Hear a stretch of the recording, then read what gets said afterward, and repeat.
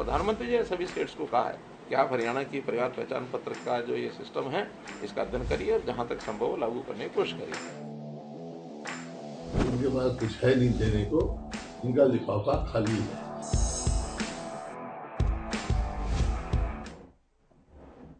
नमस्कार, मुद्दा देख रहे हैं आप और मैं हूं आपके साथ ज्योति सांगवान। आज का मुद्दा है हरियाणा की मनोहर सरकार के 9 साल। 9 साल पूरा हो चुके हैं और 9 साल पूरा होने पर सीएम मनोहर लाल की ओर से प्रेस वार्ता की गई है। 9 साल के कामकाज का ब्यौरा दिया गया है, 9 साल की उपलब्धियां गिनाई गई हैं और ऐतिहासिक और बड़े फैसले जो सरकार को लगते हैं वो हरियाणा की जनता के सामने रखे गए हैं। दूसरी ओर हरियाणा के पूर्व मुख्यमंत्री और नेता प्रतिपक्ष भूपेंद्र हुड्डा ने हरियाणा सरकार को हर एक मोर्चे पर फेल करार दिया है। ऐसे में चर्चा सरकार के 9 साल को लेकर हम करने वाले हैं। एक रिपोर्ट आपको दिखाते हैं, सुनाते हैं आपको क्या कुछ कहा गया है। 54 विभागों की 675 योजनाएं और सेवाएं ये ऑनलाइन कर दी कि किसी को दफ्तर के चक्कर ना काटने पड़े। किसी को छोटे से काम के लिए, छोटे छोटे काम के लिए भी चंडीगढ़ भागते थे। हमने ऑनलाइन ट्रांसफर पॉलिसी बनाई, आज कर्मचारी खुश है उससे। आधुनिकता के आधार पर टेक्नोलॉजी का सहारा लेकर के आज भी सारे काम किए हैं। तो इस प्रकार से व्यवस्था परिवर्तन का हमने काम किया है। नारी के सशक्तिकरण का विषय है, इन चीजों को भी लगातार बढ़ा रहे हैं। पुलिस थाने 2 से 33 किए हैं। आशा वर्कर्स, इनका वेतन ये जब हम आए थे उस समय सिर्फ वेतन क्या मानदेय 500 रुपया था सिर्फ 2014 में, आज 6100 रुपये किया हमने मानदेय। उसके अलावा उनको अलग से जो उनकी योजनाओं की स्कीमों का जो मिलता है इंसेंटिव वो अलग है। वो अलग अलग प्रकार से, किसी का 5000 होगा, किसी का 10 होगा, किसी का 20 होगा, 25-25-30 हजार रुपये भी ऐसी हमारी बहनें ले जाती हैं। तो इसलिए इनका भी हमने अभी 6100 रुपया वो कर दिया है। जो वंचित परिवार हैं उनको जो सारी योजनाएं, मुख्यमंत्री अंत्योदय परिवार उत्थान योजना में 7 लाख परिवार ऐसे हैं जिनको कोई ना कोई रोजगार चाहिए। एक व्यक्ति को रोजगार चाहिए, किसी में 2 करने वाले होंगे और गरीब हैं, तो उनको शायद उस लेवल के वो नहीं है कि सरकारी नौकरी प्राप्त कर सकें, वरना तो नौकरी तो सबके लिए खुली ले ही लेते। अब उनको कोई स्किलिंग करा करके और उनको लोन दिलाया जाए, कोई अपना छोटा काम करें, उद्योग करें, या कहीं प्राइवेट नौकरी में जा सकते हैं उसमें खपाएं। तो इस प्रकार के इस योजना के अंतर्गत हमने उनको जो सहायता करनी शुरू की। 1 लाख का टारगेट रखा था, आपको पता 50,000 से ऊपर लोगों को ये लोन मिल चुका है और बाकी सैंक्शन हुआ। उनको जब मिल जाएगा उसकी जानकारी आपको देंगे। 50,000 लोगों को तो ये ऋण जो है डिस्बर्स हो गया। आयुष्मान भारत के साथ हमने योजना जोड़ी थी अपनी चिरायु हरियाणा, जो 15.5 लाख की बजाय, और ये हमारी 38 लाख 38.5 लाख को लाभ मिलेगा। एक नई जो बात की है कि 3 लाख तक, 1.80 से 3 तक भी उसका 50% जो प्रीमियम बनता है वो उससे लिया जाएगा 1500 रुपया। इसमें भी लोग जो हैं वो काफ़ी बड़ी मात्रा में आ रहे हैं और बहुत जल्दी उनको ये शुरू हो जाएगा। हर जिला नेशनल हाईवे से जुड़ा है। हिसार अम्बाला के 2 नए नागरिक हवाई अड्डे में पहुंचे कि धीरे धीरे यहाँ, चाहे वो राष्ट्रीय डोमेस्टिक फ्लाइट्स होंगी या इंटरनेशनल फ्लाइट्स होंगी या फिर उड़ान की छोटी फ्लाइट्स हैं, उनके लिए भी पर्याप्त हमारे अपने 2 एयरपोर्ट हमारी अपनी जमीन पर हो जाएंगे। अन्यथा तो एक दिल्ली में है और दूसरा चंडीगढ़ का हमारा सांझा एयरपोर्ट है जिसका उपयोग करते हैं। लेकिन ये हवाई पट्टियां काफ़ी हैं, लेकिन 2 एयरपोर्ट ये हमारे एकदम अपनी धरती पर हो जाएंगे। इनकी परफॉर्मेंस पूरी तरह से जीरो रही है। आज पूरा प्रदेश कर्ज के जाल में फंसा दिया है। आज प्रदेश पर 4 लाख करोड़ से भी ज्यादा का कर्जा है, जो जब इनको सत्ता सौंपी थी जो 70,000 करोड़ का कर्जा था, जो आज 4 लाख करोड़ पार कर चुका है। आज प्रदेश पूरी तरह से कर्ज में है और कोई डेवलपमेंट का कोई बड़ा काम कोई हुआ नहीं। कोई मेट्रो लाइन कोई 1 इंच नहीं बढ़ी, कोई रेलवे लाइन 1 इंच, कोई नई कोई रेलवे लाइन कोई मंजूर नहीं हुई, कोई बड़ी कोई यूनिवर्सिटी नहीं बनाई, किसी भी तरह का कोई बड़ा कोई मेडिकल कॉलेज या बिजली घर, जिस तरह से हुड्डा साहब के टाइम में उस समय 43,000 करोड़ रुपए की लागत से बिजली घर बनाए गए थे, तो वो आज एक भी यूनिट का इन्होंने बिजली घर नहीं बनाया। तो आज जो परफॉर्मेंस इस सरकार की सवाए भ्रष्टाचार के, बेईमानी के, 32 बार पर्चे लीक हुए, आज बेरोजगारी चरम सीमा पर है। बाकी इनके पास कोई भी अचीवमेंट नहीं है ये कहने के लिए हमारे पास ये उपलब्धि है।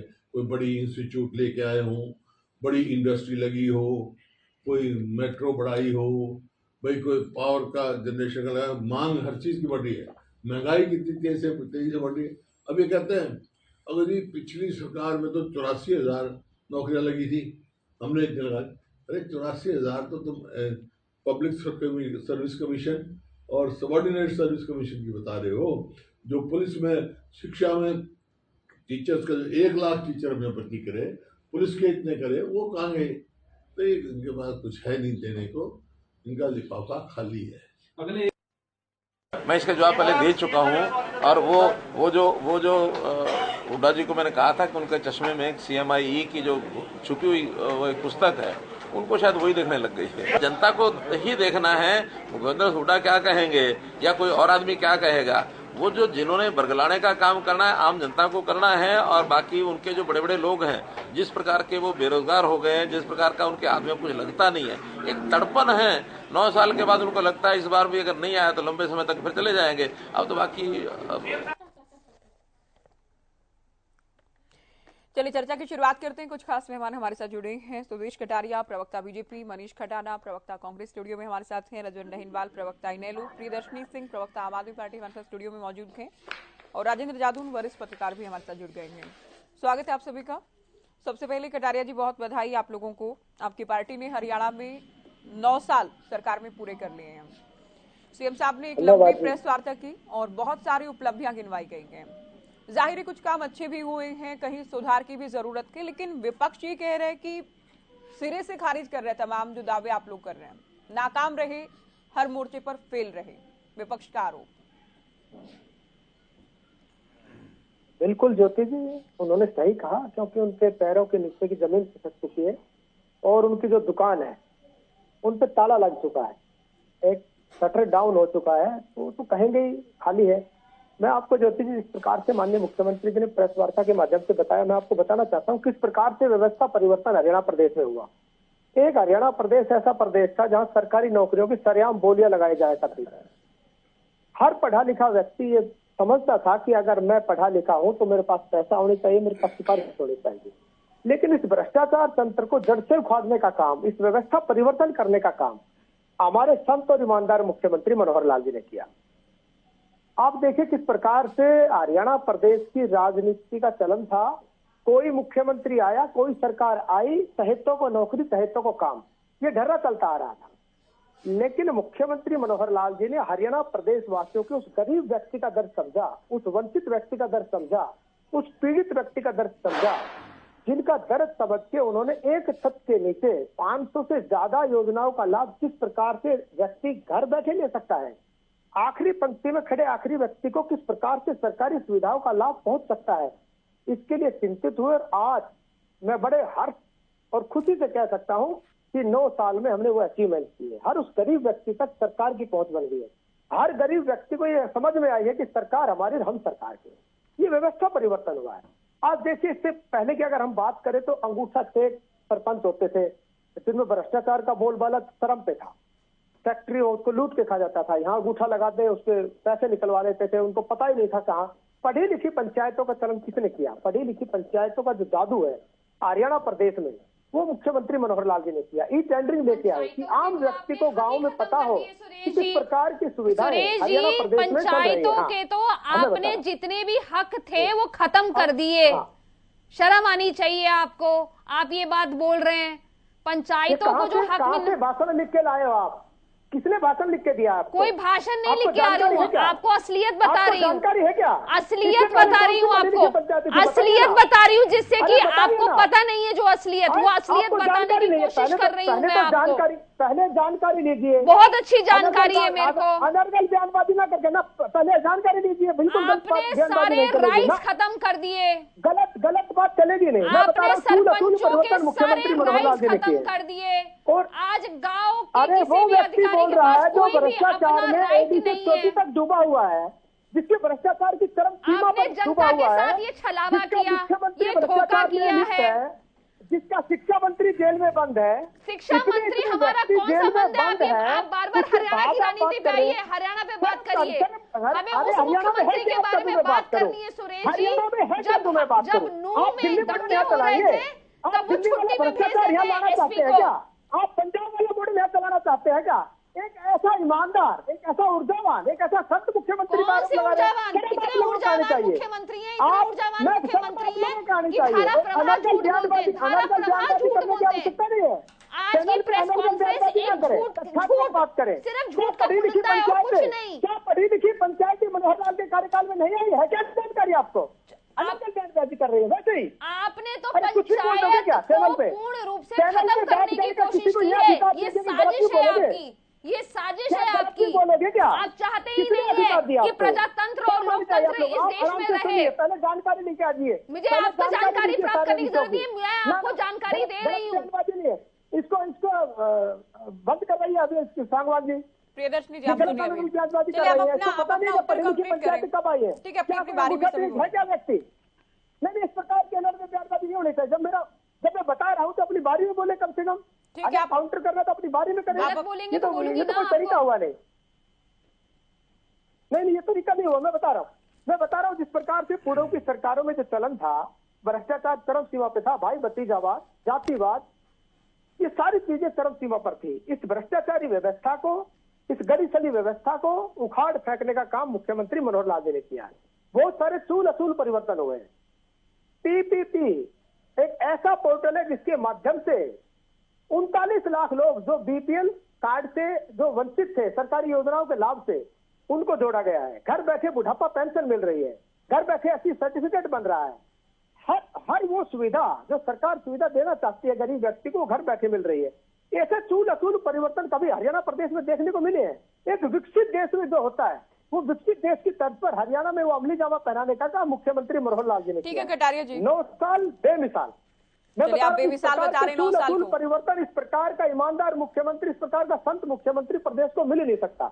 और लोकतंत्र में सबसे बड़ा जनमत है, जनमत हमारे पक्ष में है। हमने जिस प्रकार से चूल असूल परिवर्तन किए, हमने व्यवस्था परिवर्तन किया, आने वाले समय में फिर से तीसरी बार मनोहर लाल जी के पक्ष में मतदान करके लोग आतुर है कि कब चुनाव हो और कब हम तीसरी बार मुख्यमंत्री, ऐसे संत मुख्यमंत्री को तीसरी बार मुख्यमंत्री बनाएं। मनीष कटाना जी, 4 साल बेमिसाल, आज सीएम ने प्रेस वार्ता भी की और बहुत सारी उपलब्धियां। बीजेपी को सुनी तो लगता है कि 9 साल में एक नए हरियाणा का गठन हुआ कि जिसमें भाई भतीजावाद नहीं है, क्षेत्रवाद नहीं है, किसी भी तरह का भेदभाव नहीं है, दावा करते हैं लोग। ज्योति जी, बिल्कुल 9 साल बेमिसाल, 9 साल। और अगर हरियाणा की बात करें तो जो बेमिसाल मैं बोल रहा हूँ, ये बेमिसाल आए भारतीय जनता पार्टी के नेताओं के, भारतीय जनता पार्टी के कार्यकर्ताओं के और इनके मुख्यमंत्री के, जिनको इन्होंने अभी संत की उपाधि दी। तो वास्तव में मुख्यमंत्री जी हमारे संत हैं, खट्टर साहब, क्योंकि ना उनको घर का पता है, ना परिवार का, ना बच्चों का, ना पालन पोषण का, ना महंगाई का, ना बेरोजगारी का, ना रोजगार का। संत आदमी है, संत आदमियों का कभी जीवन यापन करने से और जीविका से कोई मतलब होता ही नहीं है। बिल्कुल ना मोनू है, ना सोनू है, ना दीपू है, कलेक्शन के लिए टीम नहीं है। बिल्कुल बिल्कुल मेरे भाई, आप सारा हरियाणा, मेरे भाई आप बोल रहे थे, आप बोल रहे थे, प्रदेश उसका परिवार, आप बोल रहे थे, मैं कितने आराम से सुन रहा था, मैं कितने आराम से, देखो दर्द होने लग गया पेट में। आपने संत की उपाधि दी, मैंने संत का बखान कर दिया कि संत क्या होते हैं। हमने भी बता दिया, वो होते हैं जिनका ना परिवार होता है, ना आगे होता है, ना पीछे होता है। तो इन्होंने हरियाणा को वहीं तो लाकर छोड़ दिया।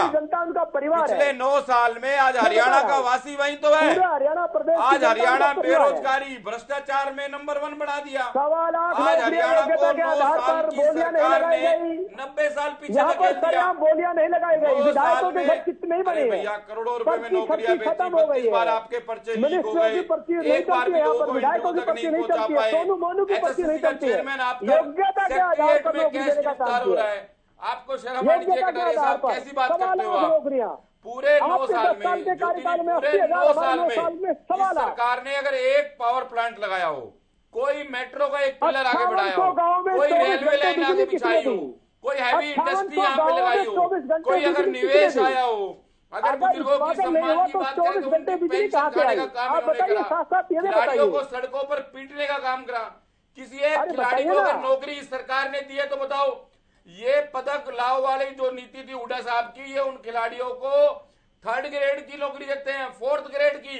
हुड्डा साहब ने उनको डीएसपी भर्ती किया। ये वो लोग हैं। कानून व्यवस्था, आज आप देखिए एनसीआरबी की रिपोर्ट, उसमें सबसे चरम हमारा सबसे ऊपर आ गए। भ्रष्टाचार में देखिए हम सबसे ऊपर है इंडेक्स में, बेरोजगारी में हम सबसे ऊपर आ गए। हुड्डा साहब के राज में जहाँ हरियाणा प्रति व्यक्ति आय और निवेश में नंबर 1 था, जहाँ हुड्डा साहब ने 4 शहरों से मेट्रो को जोड़ा हरियाणा को, मात्र 3 साल में ये लोग 9 साल में अपने जिले के कार्यालय बना रहे हैं, गुरु कमल बना रहे हैं, कहीं फरीदाबाद बना रहे हैं। आपने करा क्या? आपने कार्यालय बनाए, अपने रेस्ट हाउस बनाए। गुड़गांव का हॉस्पिटल ऐसे का ऐसा है, गुड़गांव का बस स्टैंड ऐसे का ऐसा है।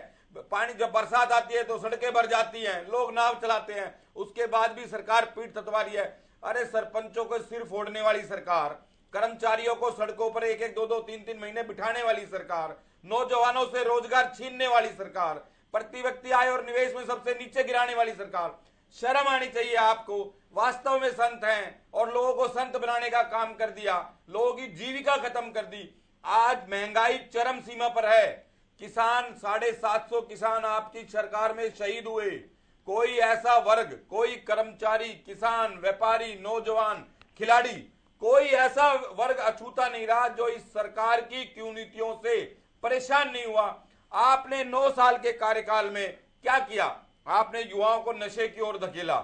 आपकी सरकार में सबसे ज्यादा किसानों ने आत्महत्या करी। आप जो बात करते हैं, आपकी सरकार ने नशे को बढ़ावा देने के लिए रात को 4 बजे तक शराब के ठेके खोल दिए। आपकी सरकार पीठ थपथपाती है कि हमारा रेवेन्यू 10,000 करोड़ पार कर गया। रेवेन्यू किस चीज का पार कर गया? नशे का, शराब के कारोबार का। तो जिन लोगों की सोच, जो सरकार की सोच शराब के कारोबार को बढ़ाने के लिए, उसका रेवेन्यू जनरेट करने के लिए हो, जहां पर 5,000 स्कूल बंद कर दिए गए हों, और जो सरकार इस तरीके की कार्य करती है, उस सरकार के बारे में हरियाणा प्रदेश की जनता ने मन बना लिया है। 2024 में हुड्डा साहब के नेतृत्व में हरियाणा में कांग्रेस पार्टी सरकार बनाने जा रही है। और आपने पिछले 9 साल में जो लूट की सरकार और जिस तरीके से फूट की सरकार, भाई को भाई से लड़ाया, 4 बार हरियाणा को जलाया, और आप आज उनको संत महात्मा की उपाधि दे रहे हैं। आपने लोगों को घरों को चूल्हे, आपने लोगों के घरों के चूल्हे बंद कर दिए, लोगों को जीविका कमाने लायक नहीं छोड़ा। ऐसा कोई वर्ग नहीं बचा जो आपसे परेशान ना हो। आपका चाल चरित्र, ये वो लोग हैं जिन्होंने 4 बार प्रॉपर्टी के टैक्स बढ़ा दिए, 4 बार बिजली के बिल बढ़ा दिए। अरे क्या लोगों की आमदनी बढ़ाई? क्या कोई हैवी इंडस्ट्री लाए? कोई एक काम बताए सरकार, जो सरकार ने किया हो। हुड्डा साहब रेल फैक्ट्री लेकर आए हरियाणा में, इन लोगों ने वो शिफ्ट करा दी। हुड्डा साहब इंटरनेशनल एयरपोर्ट लेकर आए, इन लोगों ने वो शिफ्ट करा दी। हुड्डा साहब मेट्रो लेकर आए, इन लोगों ने वो बंद कर दी। हुड्डा साहब ने रैपिड मेट्रो चलाई, इन्होंने वो भी वहीं पर रोक दी। अरे कोई एक काम तो बताओ जो आपकी सरकार ने किया हो। हाँ, एक काम बड़ा अच्छा करा, गुड़गांव का नाम बदल के गुरुग्राम कर दिया। करोड़ों रुपए की हानि हुई। जो जितने भी नेम प्लेट बने, जितने बोर्ड बने, फाइलों में नाम चेंज हुए, क्या वो सारे पैसे खट्टर साहब ने अपनी तनख्वाह में से दिए? हुड्डा विभाग का नाम बदल दिया। इनको हुड्डा के इतने सपने आते हैं, उसका नाम HSVP कर दिया। क्या फायदा हुआ? मुझे नाम बताइए। आपने ये जो काम करे इसके फायदे बताओ। और जो ये नाम बदलने का खर्च आया, क्या उसका खर्चा हरियाणा की जनता ने उठाया या हरियाणा के मुख्यमंत्री और मंत्रिमंडल ने उठाया? अगर 60,000 करोड़ से कर्जा बढ़कर आज 4 लाख पार हो गया, 4 लाख 1,000 करोड़, तो वो पैसे कहां गए? उस पैसे से क्या डेवलपमेंट करी वो बताइए। आपने कौन सी मेट्रो चलाई, रैपिड मेट्रो चलाई, कौन सा इंफ्रास्ट्रक्चर, कौन सा मेडिकल हब, कौन सा शिक्षा का संस्थान बनाया? सिर्फ अपनी जेब गर्म करी। अच्छे दिन अगर वास्तव में किसी के आए तो भारतीय जनता पार्टी के आए। आम आदमी, किसान, बेरोजगार और युवा और नौजवान, खिलाड़ी, महिला, हर वर्ग आपसे परेशान है। आपकी जो नीतियां थी, नो विजन गवर्नमेंट, ज्योति जी, नो विजन। इस पहली ऐसी गवर्नमेंट आई जिसके पास कोई विजन ही नहीं है। ये सुबह कोई निर्णय लेते हैं, 3 दिन बाद उसको वापस ले लेते हैं, फिर एक नया निर्णय लेते हैं, फिर वापस ले लेते हैं। जब ये नई सरकार 2014 में आई तो हुड्डा साहब ने एक बात कही कि नई सरकार आई है, नए मुख्यमंत्री बने हैं, 5-6 महीने, साल, 1.5 साल इनको काम करने दो। अभी किसी भी तरीके की कोई बात करनी बहुत जल्दबाजी होगी। हुड्डा साहब ने 2 साल का कार्यकाल दिया इनको काम करने के लिए कि भाई काम करके दिखाओ। लेकिन आज 9 साल के बाद भी कांग्रेस पार्टी को हुड्डा साहब का इस बात का दुख है कि आज भी आप नो सीखिए हो, जैसे आप चर्चा में नेहरू पार्टी को जोड़ते हुए 2023 में भी आप वहीं खड़े हो। नौ सीखिए जब आप लोग कहते हैं तो सीएम साहब कहते हैं हमने बहुत कुछ नया किया है, हमने व्यवस्था परिवर्तन, जो कि कटारिया जी की ओर से भी दावा किया गया। कटारिया जी, आपको काउंटर में कुछ कहना है तो मैं आऊंगी आपके पास। अभी इनेलो को एक बार चर्चा में, सरकार मेरी बात ले लो फिर उसके बाद कह दो। ठीक है, रजवंत जी, सीएम साहब उपलब्धियां गिनवा रहे हैं। पूर्व सीएम भूपेंद्र हुड्डा कह रहे हैं इनका लिफाफा खाली है, जनता के लिए कुछ करने या देने को इनके पास कुछ भी नहीं है। इनेलो कितने नंबर देगी हरियाणा सरकार के 9 साल को? ज्योति जी 9 साल के बारे में भी बताएंगे और सुदेश कटारिया जी को इसके बाद पूरा मौका भी मिल जाएगा, वो भी एक बार सुन ले, फिर उसके बाद अच्छे से जवाब दे दे। क्योंकि पिछले 9 साल की अगर हम बात करें तो 9 साल में केवल एक काम हुआ है, जनता को किस प्रकार से बिजी रखा जाए, लाइनों में लगाने का काम जो किया है वो एक सरकार की बड़ी उपलब्धि मानी जाएगी। चाहे वो फैमिली आईडी के नाम पे लाइनों में लगा के रखने का काम किया हो जी, प्रॉपर्टी आईडी के नाम पर लाइनों को, जनता को लाइनों में लगाने का काम किया हो, चाहे खाद बीज के लिए किसानों को लाइन में लगाने के लिए किया हो, या फसल के बेचने के लिए किसानों को लाइन में लगाने का काम किया हो, ये काम 9 साल की ही उपलब्धि है इनकी। ये मैं बताना चाहूंगा, 9 साल, पिछले 9 साल जितने भी धरने प्रदर्शन हुए, इतने धरने प्रदर्शन किसी भी सरकार में नहीं हुए। चाहे हम मेडिकल के छात्रों की बात करें, चाहे सरपंचों की बात करें, चाहे आशा वर्करों की बात करें, चाहे एनएचएम के कर्मचारियों की बात करें, आंगनवाड़ी के कर्मचारियों की बात करें या अध्यापकों की बात करें, कोई भी ऐसा वर्ग नहीं है जिसने इस सरकार के खिलाफ प्रदर्शन ना किया हो। और कोई भी व्यक्ति प्रदर्शन तब करता है जब सरकार उनकी नहीं सुनती। यहाँ पे एक बचाव जरूर है कि भारतीय जनता पार्टी के जो कार्यकर्ता हैं या जो नेता हैं वो आपसी वैसे ही धीरे धीरे एक दूसरे के प्रति अपने तकिए में मुंह देकर जरूर लेते थे, वरना अगर उनको मौका मिलता तो प्रदर्शन वो भी सरकार के खिलाफ कर देते। एक चीज मैं और भी बताना चाहूंगा कि 9 साल में जनता को इन्होंने पीटने का काम किया है। चाहे महिलाओं को पीटने की बात करें, चाहे सरपंचों पर लाठियां चलाने की बात करें, चाहे आशा वर्कर, आंगनबाड़ी वर्कर, अध्यापकों को, इन्होंने किसी को भी नहीं बख्शा। इसलिए 9 साल की इनकी उपलब्धियां हैं। ये 9 साल की ही मैं बात बताऊंगा कि 9 साल में इन्होंने क्या किया। एक चीज जरूर इनकी हुई है कि 9 साल से पहले जो आरएसएस वाले जो निक्कर में घूमते थे वो पैंट में, फुल पैंट में जरूर आ गए, बाकी इसके अलावा इनकी कोई उपलब्धि नहीं है। इस 9 साल के अंदर इन्होंने एक बड़ा कारनामा किया, जो अंतर्राष्ट्रीय स्तर के जो हमारे पहलवान थे उन पहलवानों को भी पीटने का काम इन्होंने किया। तो इनके भ्रष्टाचार की एक हद में और बताऊंगा कि ये लोग भ्रष्टाचार करते हैं। और एक ना जो 9 साल जो है, 9 साल झूठ में बीते हैं कि झूठ किस हिसाब से बोले जाए और उस झूठ को हम सच कर दे। और उस सच में सबसे बड़ा एक रोल, कई बार मैं आपको बताना चाहूंगा कि आज आपने एक कड़वा सच पूछ लिया, ये किस प्रकार से बौखला गए थे।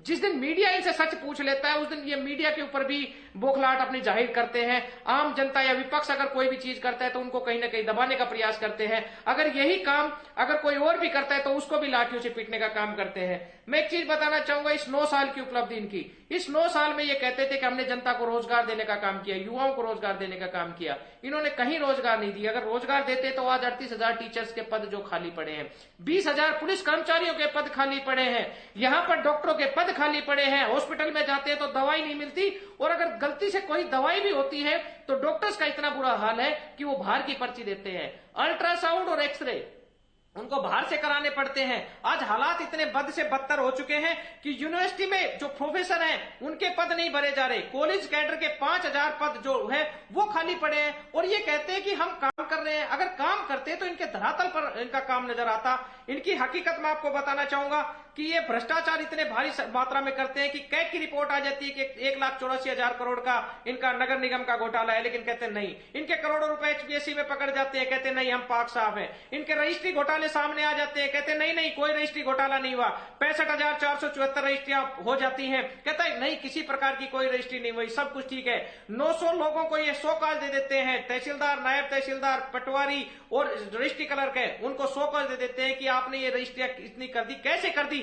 लेकिन इसके बावजूद भी इनकी कोई कार्रवाई नहीं होती। शराब घोटाला इनके राज में होता है, धान घोटाला इनके राज में होता है, खनन घोटाला इनके राज में होता है। और ये कहते हैं कि 9 साल बेहतर है। तो ऐसे 9 साल बेहतर को जनता भली भांति जान चुकी है। ये मैं आपको बताना चाहूंगा कि किसी भी तरह से आज जनता ये मन बनाए चुकी है सरकार ने कोई घोटाला नहीं माना है। जननायक जनता पार्टी 9 साल में कोई घोटाला। अरे डहीनवाल जी, आप सवाल नहीं सुनेंगे क्या? सरकार ये कहती है कि विपक्षी पार्टी नहीं उठाती है मुद्दे, हम खुद ही मुद्दे उठाते हैं, उनकी जांच कराते हैं, उसके बाद आप लोग राग अलापते हैं कि घोटाला हो गया, गड़बड़ हो गई, गबन हो गया। खुद ही एक्शन लेते हैं हम लोग। नहीं, ये किसने कहा है? सरकार कहती है हर बार। किसने कहा है? चौधरी अभय सिंह चौटाला लगातार घोटालों को उजागर करते हैं, सुबह अखबार में आती है। अगर कोई अनियमितता पकड़ी जाती है तो हम कार्रवाई करते हैं। सुबह अखबार में पढ़ के शोर मचाते हैं ये लोग, ये बात भ्रष्टाचार की करते हैं। वो व्यक्ति जो बेरोजगार युवाओं के अधिकारों के हनन में जेल की काट के आया हो, जो भ्रष्टाचार का जनक हो, जो बेरोजगार युवाओं के अधिकारों के हनन में जेल काट के आया हो, वो व्यक्ति भाषण पिला रहा है। वो व्यक्ति प्रदेश की जनता को भाषण पिला रहा है भ्रष्टाचार पे, वो व्यक्ति सरकारी नौकरी पे बोल रहा है। अरे भाई 200 अधिकारी कर्मचारी कमाल है। आपने 100 का नोटिस दिया, तो आपने क्या सोच के नोटिस दिया? कहीं ना कहीं गड़बड़ हुई है, क्या गजब भाषण चल रहा है। हुआ, धान घोटाला वो भाषण पिला रहा है जो बेरोजगार युवाओं के अधिकार के हनन में जेलों में बंद हो, जो भ्रष्टाचार के जनक हो, जिनपे आज से अधिक संपत्ति में ईडी और सीबीआई के चक्कर लगा रहे हो, वो भाषण बना रहा है। कमाल है जी। किसकी बात मानोगे जब आप सरकारी अधिकारियों की बात नहीं मान सकते? बहुत बढ़िया। कैट की रिपोर्ट 1,84,000 करोड़ का घोटाला फरीदाबाद नगर निगम में हो गया, रेवाड़ी नगर निगम में। चलिए कटारिया जी से उत्तर ले लेते हैं, उसके बाद आम आदमी पार्टी को भी चर्चा में जोड़ेंगे। घोटाले हो रहे हैं। सुदेश कटारिया जी, एक तो आप लोग जो सबसे अधिक नौकरी देने का दावा करते हैं उसमें कोई डाउट नहीं है, सबसे अधिक नौकरियां दी हैं आप लोगों ने सरकारी, लेकिन विपक्ष देखिए दूसरा पहलू देखता है, ये कहते हैं कि लाखों पद खाली है, उस पर कौन जवाब देगा? खाली सरकारी पदों को कौन भरेगा?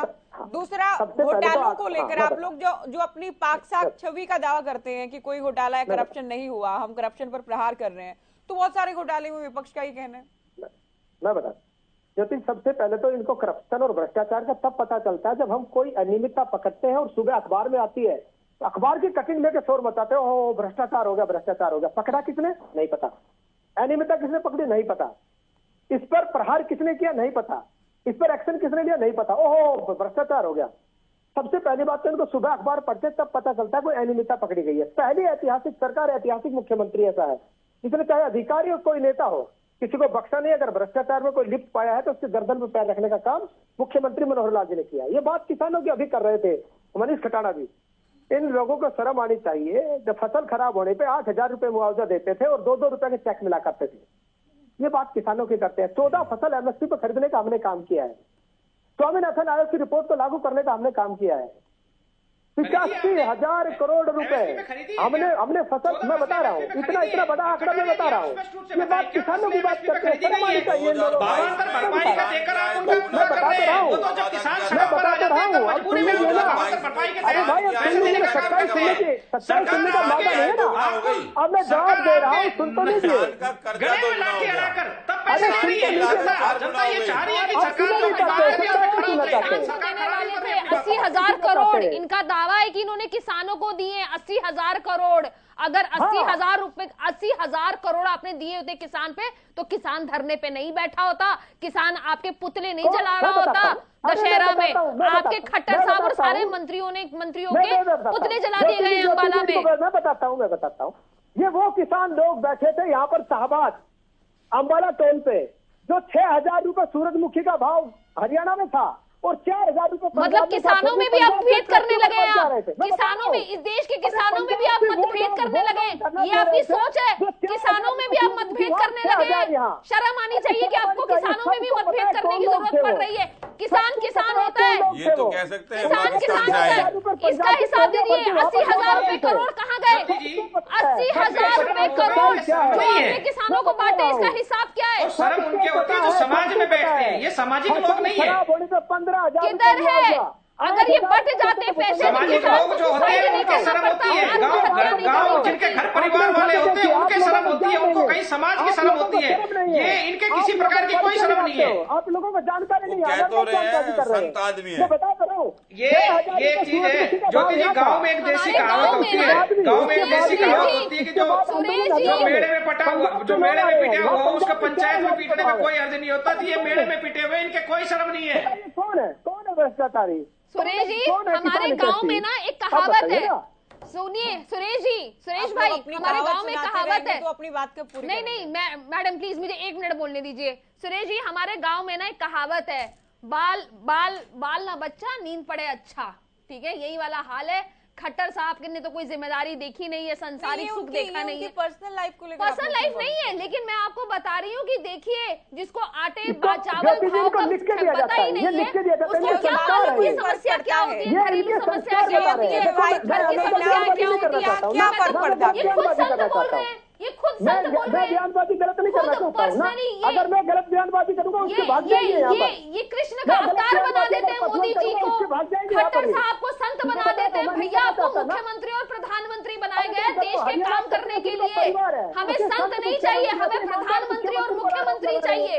आपको शर्म आनी चाहिए, प्रदेश की जनता देख रही है, आपको बख्शेगी नहीं। प्रदेश की जनता से आपको शर्म आनी चाहिए। आप सरकार में जिसने कोई काम नहीं किया है, आपकी लिस्ट अगर गिनवानी, मैं लिस्ट लेके बैठी हूँ। दिल्ली में जाकर लूट तो हरियाणा प्रदेश को खा गए। सुरेश जी लिस्ट लेके बैठी हूँ, सुनिए। प्रदेश बनाना चाहते हैं यहाँ ना सुन लीजिए, ये इतना बड़ा झूठे हैं, मैं आपको क्या बताऊं। इन्होंने लिखा है, सुनो सुन लीजिए ना सुरेश भाई, सुदेश नाम है इनका।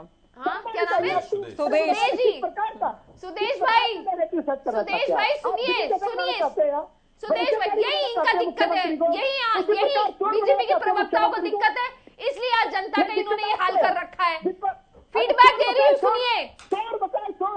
कौन सा चोर, कैसा चोर? चोरी तो आपने कर ली, डकैती डाल दी है बड़ी प्रेस कॉन्फ्रेंस में। आपने बोला 5,800 गाँव में बिजली दी जा रही है, इतना बड़ा झूठ। 5,800 गाँव में आप 24 घंटे बिजली दे रहे हैं, आप 8 घंटे बिजली नहीं दे पा रहे और आप बोल रहे हैं कि 24 घंटे बिजली दे रहे हैं। शर्म आनी चाहिए आपको। 24 घंटे आप कहाँ बिजली दे रहे हैं? गुड़गांव जो राजस्व का सबसे बड़ा केंद्र है, आप वहाँ पे तो 12 घंटे ऑन स्ट्रेच दे नहीं पा रहे। इतना बड़ा झूठ आप बोल रहे हैं प्रेस कॉन्फ्रेंस में। इतना भाषण लिख के कहाँ से लाए? ये भाषण लिख के दिया आपको? इतना बड़ा झूठ बोल रहे हैं। ये आपकी प्रेस कॉन्फ्रेंस के मुद्दे सुनो। अरे सुरेश जी सुनिए, सुदेश जी सुनिए, ये भाषण कहाँ से लिख के लाई है? किसने लिख के दिया आपको? भाषण की जरूरत नहीं है, सत्य है, सत्य बहुत कड़वा होता है। आपको भाषण बताइए आप। सुदेश जी, सुदेश भाई, यहाँ पे लिखा है 5,800 गाँव में आपने बिजली 24 घंटे दे रहे हैं। इतना बड़ा दे रहे हैं, इतना बड़ा झूठ। 24 घंटे जाके देखिए, गाँव में जाके 24 घंटे। अरे भगवान से डरिए, बिजली, अरे भगवान से डरिए। पूरे हरियाणा में कहीं भी एक, अच्छा गांव का नाम बताइए, अच्छा गांव का नाम बताइए सुदेश जी, गांव का नाम बताइए। गांव का नाम नहीं बता सकते, इनको गांव का नाम ही नहीं मालूम है, क्योंकि 24 घंटे कभी बिजली दे ही नहीं रहे हैं। सुदेश जी, जेब पे डाका डाला, उसके लिए माफी मांगनी चाहिए। सुदेश भाई नाम बताइए, एक गांव का नाम बता दीजिए जिसमें आप 24 घंटे बिजली दे रहे हो। पाठ पड़ेगा पंजाब में, शहरों में नहीं दे रहे, गाँव में कहाँ से ही देंगे। अच्छा ठीक है,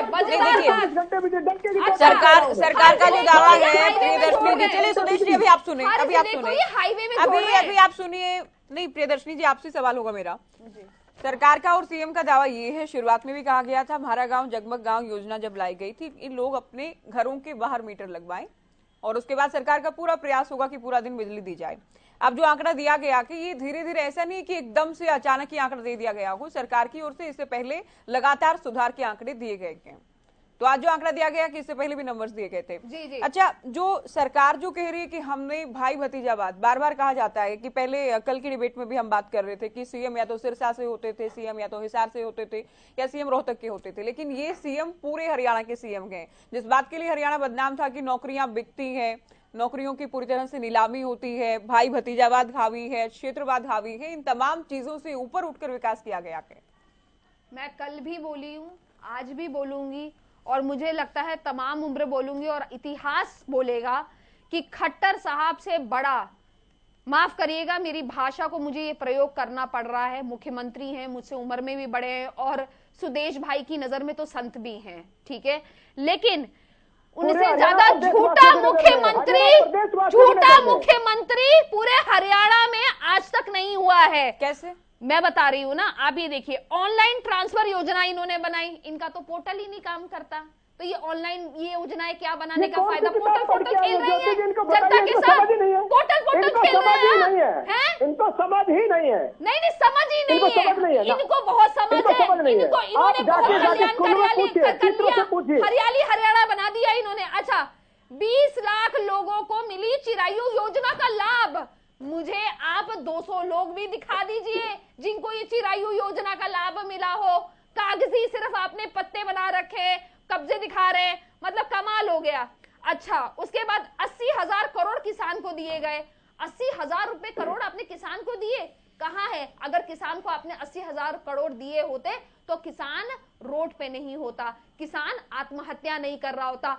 अंबाला में अभी दशहरा में ये तो भाषण चल रहा है, ज्योति जी को रोक के भाषण चल रहा है, बयानबाजी है। नहीं ये ऑनलाइन ट्रांसफर पॉलिसी को भी वो कर रही है, बताइए। नहीं ऑनलाइन ट्रांसफर पॉलिसी जो हर व्यक्ति ने चला, दूसरे हरियाणा की जनता अडॉप्ट किया है। गौर से सुनिए, हरियाणा की जनता गौर से सुनिए।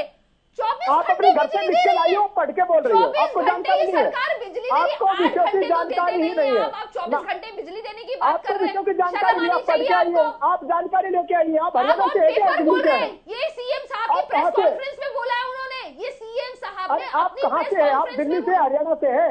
मैं हरियाणा से ही हूँ सर, हरियाणा तो से। जानकारी तो ले लो, विषयों की जानकारी तो ले लो। नहीं तो पूरी जानकारी के साथ ही आई हूँ। आपको जानकारी नहीं है लगता? प्रेस कॉन्फ्रेंस पढ़ के नहीं आए मुख्यमंत्री जी की। दूसरे प्रदेशों ने अडॉप्ट की है। अच्छा सुनिए, दूसरे प्रदेशों ने सरकारी वर्किंग मेडिकल पहचान पत्र को तो 15 मेडिकल वर्किंग कॉलेज कहाँ है? आज गुड़गांव में, गुड़गांव देख लीजिए, फरीदाबाद देख लीजिए, सिर्फ एक सरकारी अस्पताल है। जानकारी का अभाव।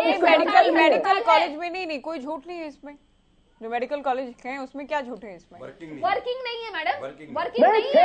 देखिए अभी 7 से 8 पाइपलाइन में है, अभी 15 मेडिकल कॉलेज हरियाणा सरकार ने बनाई है। सारी चीजें पाइपलाइन पे चल रही है, वर्किंग नहीं है। वर्किंग नहीं है। इन्होंने आज पहले 7 तो पहले हुड्डा साहब के कार्यकाल के हैं, वर्किंग नहीं है सर। तो 9 साल में एक भी नहीं बना पाए। 6 मेडिकल कॉलेज से 15 पर लेकर आए हैं ये दावा सरकार।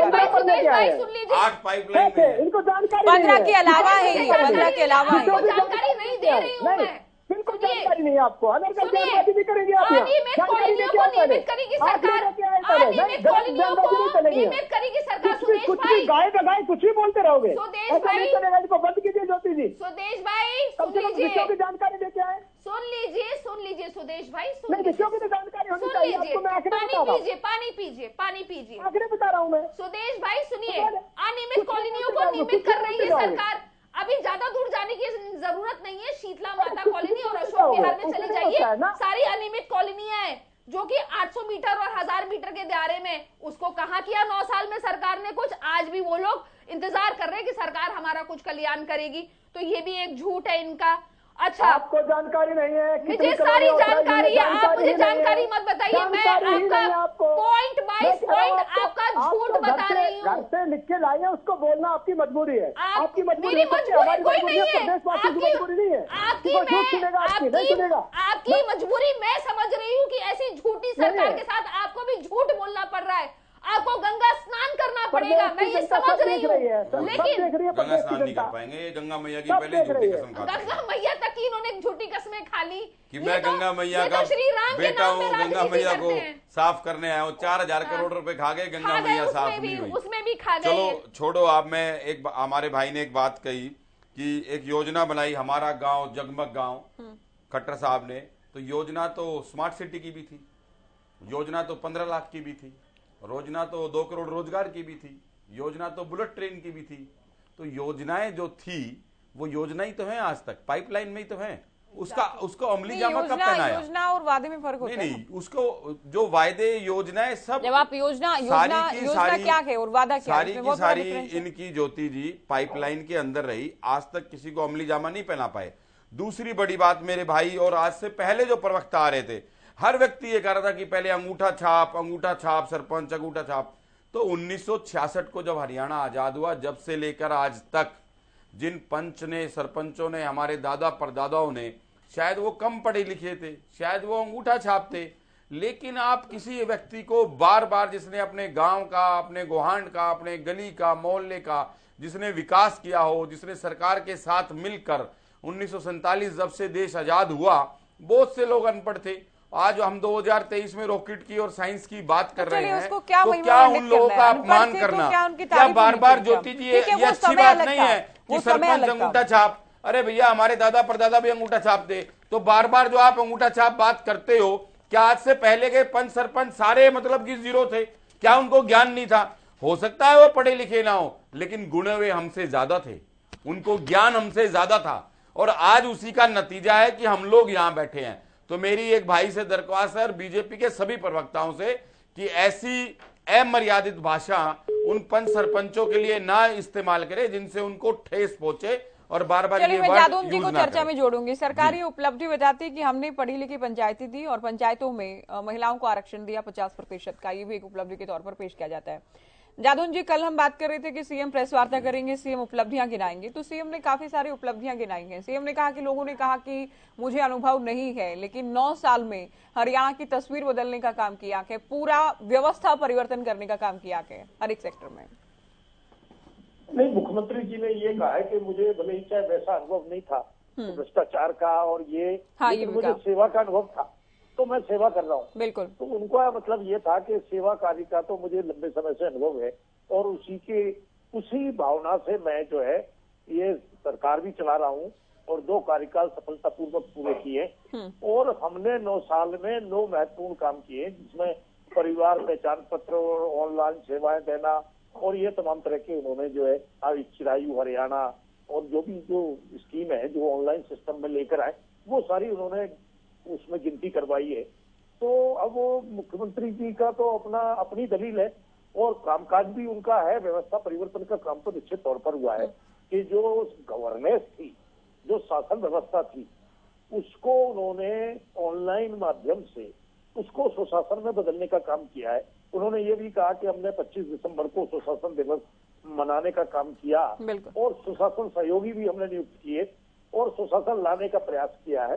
तो अब देखते हैं कि रिजल्ट देखिए, पिछली बार तो 5 साल थे तो उन्होंने नारा दिया 75 पास और मैं समझता हूं कि अब 9 हो गए तो अब शायद वो नारा देंगे कि 90 के 90, तो शायद ये दें।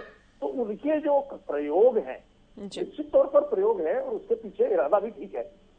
तो मैं समझता हूं कि जन समर्थन कितना मिलता है इन प्रयोगों को, ये देखने की बात है, क्योंकि जन समर्थन तो उसी आधार पर मिलेगा कि किसने क्या राहत महसूस की। हम भी अगर कहीं को पर्सनली व्यक्तिगत तौर पर कहीं राहत महसूस करते हैं तो प्रशंसा के 2 शब्द तो कहते ही हैं और किसी न किसी उसमें समर्थन देते हैं।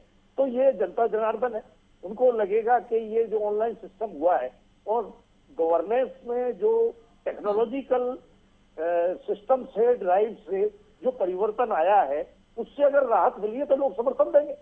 तो 90 के 90 भी हो सकते हैं, 75 पार का नारा था तो अब 90 के 90 का भी हो सकता है। लेकिन मुख्यमंत्री जी या सरकार इस बात पर ध्यान दे कि हमारे गृह मंत्री जी अनिल विज जी बड़ा स्ट्रगल कर रहे हैं। वो स्ट्रगल ये कर रहे हैं कि सालों से मुकदमे लंबित हैं और उनका जो जनता दरबार लगता है अम्बाला में, उसमें बड़ी संख्या में पीड़ित पहुंचते हैं और बड़े बड़े दुखी हैं।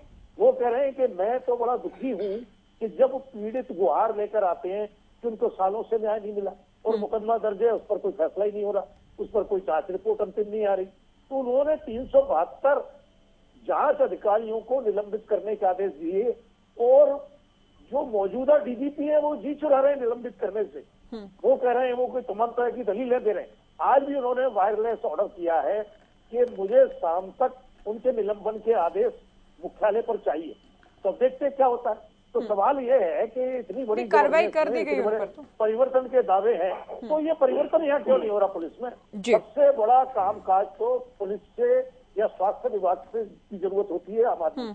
जी सुदेश कटारिया जी, 9 साल की जो बड़े काम 9 गिनवाए गए हैं, उनमें पहली मैं बात करूं तो अंत्योदय का संकल्प लिया गया के। अच्छा डैनिवाल जी, आप कुछ कहना चाह रहे? ठीक है, परिवार पहचान पत्र को डैनिवाल जी, आप लोग कहते हैं कि जनता परेशान है, लेकिन सरकार अपनी 9 बड़ी उपलब्धियों में दूसरे नंबर पर इसे जगह दे रही है कि परिवार पहचान पत्र से भी हम बड़ा बदलाव लेकर आए हैं।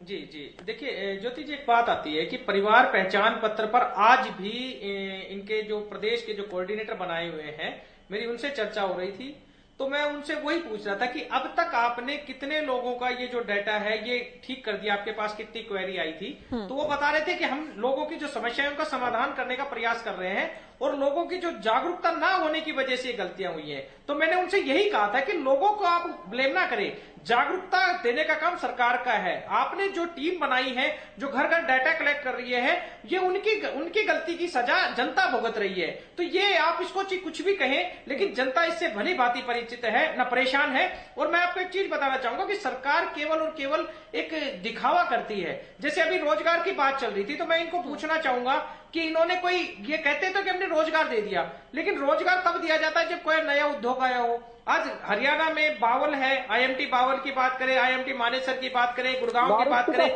वहां पर कोई भी नया उद्योग इन्होंने लगाया ही नहीं।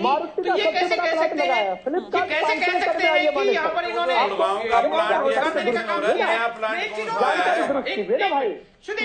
सुदेश जी सुनने का काम करें, सुनने का काम करें, फिर उसके बाद आप बता देना। दूसरी चीज, ये बार बार करते हैं कि जो मेट्रो की बात करते हैं, मैं रेवाड़ी में रहता हूँ, पिछले 10 साल से 9 साल से सुनने को आ रहा है कि मेट्रो का जो मेट्रो आएगी, रेवाड़ी में मेट्रो आएगी। सुदेश भाई सुनने का काम करें प्लीज। मेट्रो आने की बात कर रहे थे, एक सिंगल पिलर मेट्रो का आगे तक नहीं आया है। अब मेट्रो कहां से आएगी? 9 साल तो बीत गए हम इंतजार में बैठे। एक मेट्रो की स्मार्ट सिटी की बात कर रहे थे, स्मार्ट सिटी का नाम है ही नहीं कहीं। एक एम्स की बात कर रहे थे, 2015 में सीएम साहब अनाउंसमेंट करके गए थे कि मनेठी में एम्स बनेगा। मनेठी में एम्स नहीं बना, वो मनेठी से बदल के माजरा में चले गए, एम्स वहां पर भी नहीं बना। केवल और केवल घोषणा करते हैं। मैं आपको एक ताजा जानकारी देता हूं, सुदेश जी आप भी सहमत होंगे, सीएम साहब की 288 घोषणाएं ऐसी है जो अभी तक पेंडिंग है।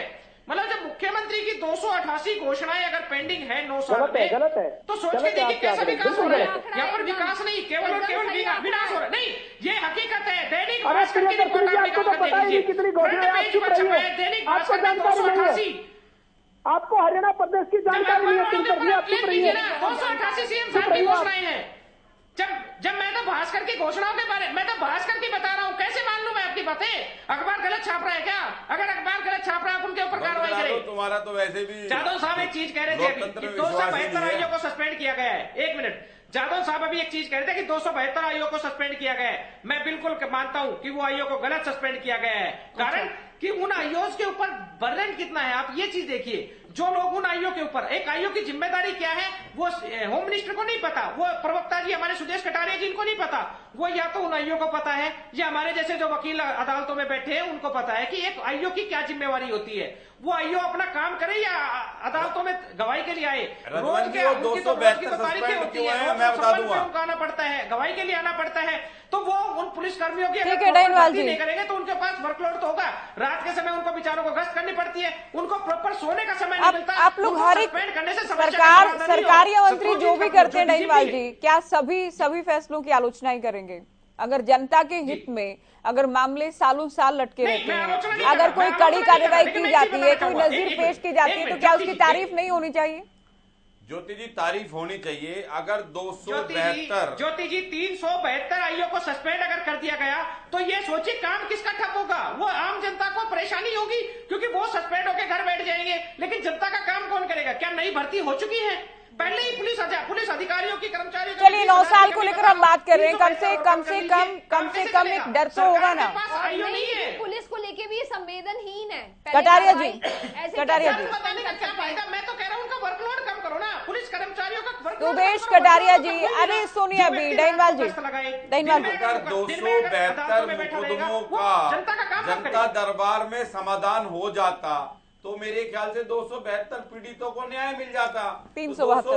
मैं अभी चर्चा को आगे बढ़ाती हूँ, समय कम है। मनीष खटाना जी, डहीवाल जी, ज्योति जी एक सेकंड बस, पास करके गृह मंत्री जी झूठी वाहवाही लूटना चाहते हैं। इसके अलावा जनता का भला अगर वास्तव में चाहते हैं तो 372 मुकदमों का उसी समय जनता दरबार में उसका निपटारा कराया जाता, जिससे 372 पीड़ितों को न्याय मिलता। और वो अपना आपका ये सुझाव है, क्योंकि हम 9 साल को लेकर बात कर रहे हैं और विषय काफी बड़ा है। सुदेश कटारिया जी, जो चुनाव में वादे किए गए थे या जो बड़ी घोषणाएं की गई थी, चूंकि अब चुनावी साल है, अब चुनाव प्रचार का भी दौर या समय आने वाला है, आपको लगता है कि सभी वादों पर काम हो पाएगा, सभी काम पूरे हो पाएंगे? बिल्कुल, सभी वायदे जो हमने किए उस पर हम खरा उतरने का काम करेंगे। जिस प्रकार से व्यवस्था परिवर्तन मुख्यमंत्री मनोहर लाल जी ने किए हैं, वह आपसे दावे से कह सकता हूँ कि प्रदेश की आम जनता हमारे सर मुख्यमंत्री जी से खुश है।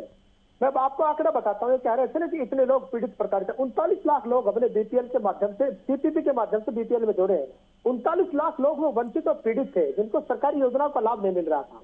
मैं इनको बताना चाहता हूँ कि इतना बड़ा आंकड़ा सीपीपी के माध्यम से हमने जोड़ा। एक गरीब व्यक्ति, एक बूढ़ा व्यक्ति जो मोटरसाइकिल पे बैठ के वहाँ पेंशन लेने जाता था, पूरे दिन धक्के खा के मिलते थे, उसको घर मिल रही है, तो इनको क्या दिक्कत है? एक गरीब व्यक्ति जिसका SC सर्टिफिकेट घर बैठे बन रहा है, इनको दिक्कत क्या है? सर्टिफिकेट होते घर बैठे पेंशन मिल रहा है, इनको दिक्कत क्या है? आम आदमी की तहत हमने सरकार को किया। और एक ऐसी व्यवस्था परिवर्तन हरियाणा प्रदेश जैसे में आपने रेट कार्ड बना रखा है, बर्थ सर्टिफिकेट के लिए रेट कार्ड है। हमने योग्यता के आधार पर नौकरी दी हो, क्या कभी सोच सकते थे कि पेंशन के मामले पर गठजोड़ गठबंधन एक मजदूरी करने वाले का बच्चा एसपीएस भर्ती हो आपका गठबंधन पूरा हो गया हो तो 5100 जाते पेंशन 5100 कर दो। सीएम साहब क्लियर कर चुके हैं, सम्मान में यही काम कर दो। खुद मेरे इंटरव्यू में क्लियर कर चुके हैं सीएम 5100 नहीं होंगे क्योंकि बीजेपी का वादा नहीं था। तो जेजेपी तो सहयोगी पार्टी है, सरकार चल रही है, तो जेजेपी ने जो वादा करा, जिस वादे को लेके जेजेपी सरकार में आई कि बुजुर्गों को सम्मान भत्ता 5100 देंगे, और अगर खट्टर साहब मना करते तो जेजेपी को नैतिकता के आधार पर भी वैसे साथ नहीं होना चाहिए। जो सरकार हरियाणा के बुजुर्गों का सम्मान ही नहीं कर पा रही, नैतिकता तो उस सरकार में मने रहने का नहीं, सबसे अधिक बुढ़ापा पेंशन दे रहे हैं 2750 रुपए, और जल्द ही बहुत जल्द इसे बढ़ाए जाने का ऐलान भी होने वाला है। 1000 ज्यादा होते, 2750 ज्यादा होते। बुजुर्गों का सम्मान 1000 में था या 2750 में? अरे क्या बात कर रहे हो भाई मनीष खटाना जी? 400 रुपए का सिलेंडर 1400 रुपए का हो गया, 60 रुपए का डीजल 100 रुपए का हो गया, 80 रुपए की दाल 250 रुपए में हो गई। तो मेरे को ये बताओ ना कि काम कैसे चलेगा? महंगाई कहाँ से काम? चलिए प्रियदर्शनी जी, आखिरी कमेंट आपका, कहाँ से काम पहुँच गई? आखिरी कमेंट मनीष जी। 400 वाला सिलेंडर 1400 का हो गया, खाद के कट्टे का वजन घटा दिया और रेट बढ़ा दिया, टैक्स डबल कर दिया, गवर्नमेंट ने रेवेन्यू शेयर। चलिए आप दोनों अभी रुकिए, समय कम है हमारे पास, समय कम है। आप प्रियदर्शनी जी, बीजेपी दावा कर रही है कि हम लोग फिर से सरकार में आ रहे हैं, सीएम मनोहर लाल एक बार फिर से हरियाणा की कमान मुंगेरी लाल संभालने के वाले हैं। हसीन सपने, इतना बोलना चाहूंगी। मुझे लगता है कि इस पे ज्यादा, इससे ज्यादा इनके ऊपर विश्लेषण करना, मुझे लगता है जनता का भी टाइम खराब करना और मेरा भी टाइम खराब करना। दूसरी बात, ये इतनी डरी हुई भ्रष्ट सरकार है कि कल ये इतनी डरी हुई भ्रष्ट सरकार है कि हमारे CYSS के छात्र विंग के हमारे पूर्व अध्यक्ष को इन्होंने गिरफ्तार कर लिया, क्योंकि खट्टर साहब से उन्होंने सही सवाल पूछ लिया। उस छात्र को इन्होंने डिटेन किया, उसे टॉर्चर किया और उसे पूरी रात रखा। इसका जवाब ये दे, जब खट्टर डरता है पुलिस को आगे करता है। आज तक कोई व्यक्ति ना कर पाया ना कोई करेगा। माफ करिए सुदेश जी, आपसे जब सवाल पूछा गया तब आपने हमारे दीपक धनखड़ जी को और नवीन सापला जी को गिरफ्तार कर लिया। क्या इस देश में, क्या इस हरियाणा में हम खट्टर साहब से सवाल भी नहीं पूछ सकते हैं? और आगे से चैनल पे आए तो जानकारी लेके आए। आप पता नहीं कौन सा आलाप लगा रहे हैं, इसका जवाब दीजिए। ये भाषण यहाँ पढ़ के आने की आवश्यकता चलिए, विषय आज का नहीं है ना प्रियदर्शनी जी, हम ये कल का को लेकर बात करने विषय, कल का विषय ज्योति जी, ये कल अरेस्ट हुए, आज उनकी बेल हुई है, FIR दर्ज करवा दी आपने। 18-19 साल के लड़कों पे शर्म आनी चाहिए। आज अगर एक युवा इनसे प्रश्न पूछ रहा है तो उसको ये जेल की धमकी दे देंगे, उसको FIR दर्ज करवा देंगे, लोकतंत्र में लोकतंत्र का ये गला दबा देंगे। जहां आम आदमी, जहां खट्टर साहब की रैली होती है, जहां इनकी जनसंवाद होता है, हमारे यहाँ पुलिस कर्मी भेज दिए जाते हैं, आम आदमी पार्टी के कार्यकर्ताओं को होम अरेस्ट कर लिया जाता है। इसका क्या जवाब है इनके पास? जेल में कोई भ्रष्टाचार करेगा उसकी जगह जेल में। अगर कोई गुंडागर्दी, जेल तो आप लोगों ने भेजा है, आप लोगों ने झूठे आरोप लगा, क्योंकि जब भी आपसे कोई सवाल पूछता है तब आप लोगों ने ED और CBI को अपना खिलौना बना दिया, खिलौना। चले जादौन जी, मुख्यमंत्री है, जादौन जी का आखिरी कमेंट सरकार की अनियमितता यहाँ नहीं बर्दाश्त की राजेंद्र जी। कोई व्यक्ति अगर ठीक है कटारिया जी, ठीक है गुंडागर्दी सर, आपकी बात आ गई, अभी सुनिए आप, अभी सुनिए जादौन जी, आपका आखिरी कमेंट।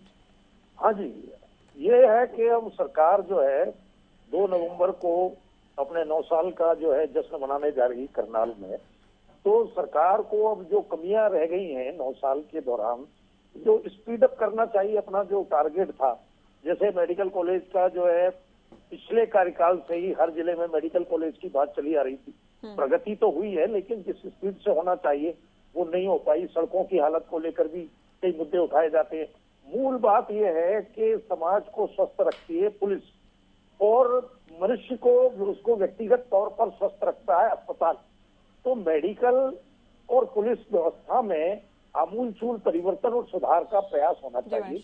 ऐसे इंतजाम होने चाहिए कि जो इस तरह से पेंडेंसी चलती रहती है, अगर स्टाफ की कमी है तो स्टाफ की कमी दूर की जाए। सरकार तो कहती है कि हम सुशासन ला रहे हैं, तो सुशासन फिर इस तरह से थोड़ी आएगा कि इतनी लंबी पेंडेंसी चलती रहे और लोग पीड़ित रहे और जनता दरबार में पहुंचे और वहां जाके गुहार लगाए और लगातार भटकते रहे। तो ये देखने की बात है, सरकार को ये करना चाहिए। जी मनीष जी, हुड्डा साहब के लिए सीएम साहब ने कहा क्योंकि सत्ता से बाहर के तो परेशान क्यों। देखिए 9 साल हरियाणा बेहाल, हर वर्ग परेशान, और याद करता है आज हुड्डा साहब का कार्यकाल। ये एक सच्चाई है कि आज हरियाणा वासी हुड्डा साहब के कार्यकाल को याद कर रहे हैं। और खट्टर साहब ने जिस तरीके से हरियाणा का बेहाल किया है, तो 2024 में हर हरियाणा वासी इस आस उम्मीद से बैठा है कि दोबारा हुड्डा साहब आएंगे और जो मेट्रो वहां पर जो छोड़ के गए थे उसको दोबारा हुड्डा साहब ही मेट्रो रेवाड़ी तक, आप डाइनीवाल साहब, हुड्डा साहब ही इस मेट्रो को रेवाड़ी तक पहुंचाएंगे, ये मेरा आपसे वादा है। चलिए, सभी का बहुत शुक्रिया, आप लोगों ने वक्त दिया। तो हरियाणा सरकार के 9 साल के कामकाज को लेकर, सीएम के दावों और विपक्ष के आरोपों को लेकर हमने चर्चा की। फिलहाल दीजिए इजाजत, नमस्कार। प्रधानमंत्री जी ने सभी स्टेट्स को कहा है कि आप हरियाणा की परिवार पहचान पत्र का जो ये सिस्टम है इसका अध्ययन करिए और जहां तक संभव हो लागू करने की कोशिश करिए। इनके पास कुछ है नहीं देने को, इनका लिफाफा खाली है।